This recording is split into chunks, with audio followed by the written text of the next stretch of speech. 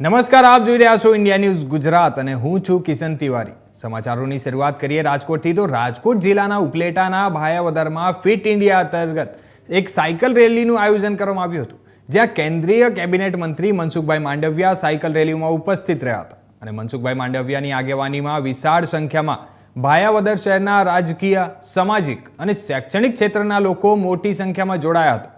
આપણે વાત કરીએ તો ભાયાવદર શહેરના વિવિધ વિસ્તારના રોડ રસ્તા ઉપર મનસુખભાઈ માંડવિયાએ ફિટ ઇન્ડિયા અંતર્ગત સાયકલ ચલાવી અને દર રવિવારે પોતાના સ્વાસ્થ્ય માટે દરેક લોકોએ સાયકલનો ઉપયોગ કરવો જોઈએ તેવું મનસુખ માંડવિયાએ જણાવ્યું હતું અને મનસુખ માંડવિયા હાલ સ્વાસ્થ્ય સંબંધિત બીમારીઓ અને તકલીફો થઈ રહી છે, ત્યારે રવિવારે એક દિવસ મોટરસાયકલ કે અન્ય વાહનો મૂકી અને સાયકલ ચલાવવી જોઈએ તેવું મનસુખભાઈ માંડવિયાએ જણાવ્યું હતું।